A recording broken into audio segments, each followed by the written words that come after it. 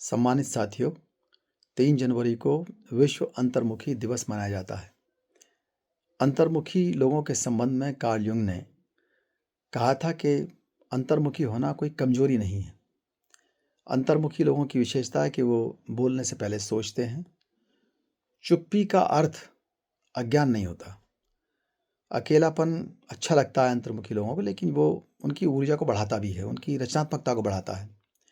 अंतर्मुखी खूब सुनते हैं और सुनना भी चाहिए। बोलने से ज़्यादा सुनना अच्छा होता है।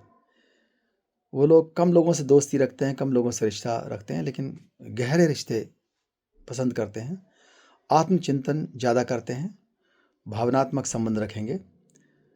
समाज अक्सर सोचता है कि जो लोग बहुत शोर मचाते हैं उनके अंदर ज़्यादा आत्मविश्वास है, लेकिन ये आपका भ्रम भी हो सकता है। अंतर्मुखी लोग एकाग्र भी अच्छे होते हैं और ये एक सार्वभौमिक मान्यता है। किसी को जबरन बदलने का प्रयास नहीं करना चाहिए कि कोई इंट्रोवर्ट है, अंतर्मुखी है, तो उसको बार बार कहें कि आपको बोलते कम हैं तो आप ज़्यादा बोलने लगिए। विपश्यना में और मेडिटेशन में तो यही सिखाया था कि कुछ देर चुप बैठ करके आनापान कीजिए, सांस को देखिए। तो वो निश्चित रूप से अंतर्मुखी होने की जो योग्यता है, जो उसका फ़ायदा है, उसका लाभ है, उसका महत्व है, उसको समझाने के लिए है। सम्राट अशोक ने तो कहा कि आप आत्म परीक्षण करिए। आत्म परीक्षण के लिए भी अंतर्मुखी होकर के ही आप कर सकते हैं। वाक संयम भी तभी संभव है जब हमें मालूम हो कि हमारे मुंह से कौन से शब्द निकल रहे हैं, तभी हमारे अंदर वाक संयम होगा। या हम सोच करके निकालेंगे सेकंड थॉट कि कहीं हमारे मुंह से कोई गलत शब्द तो नहीं निकल रहा।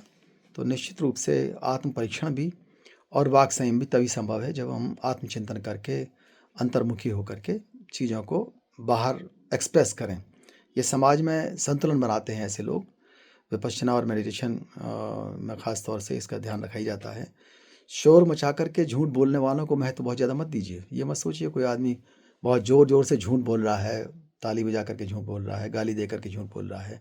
हो सकता है वो आपकी परीक्षा ले रहा हो कि आप कितने साथ हैं। और ये मूर्खता की भी परीक्षा होती है कि किसी ने ज़ोर से आप ही को गाली दे दी और आप ही से ताली बजवा ली, तो निश्चित रूप से ये आपका जो प्रज्ञा है, आपका विज़डम है, ये उसके ऊपर प्रश्न चिन्ह लगाता है। तो उनसे सावधान रहिए जो बहुत ज़ोर से बोल करके आपको उग्र बनाना चाहते हैं, आपसे गलत काम कराना चाहते हैं। तो सोचिए, समझिए और उसके बाद ही उन चीज़ों को अपनाइए और तब बोलिए।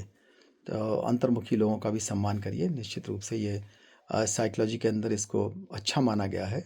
एक हद से ज़्यादा तो अंतर्मुखी होना गलत है, लेकिन अपने आप में अंतर्मुखी लोग बहुत बड़े साइंटिस्ट बन सकते हैं, बहुत बड़े विद्वान बन सकते हैं, बहुत बड़ा रिसर्च कर सकते हैं, क्योंकि उनको समय चाहिए अकेले बैठने के लिए, सोचने के लिए। बहुत बहुत धन्यवाद। जय भीम, जय भारत, जय संविधान।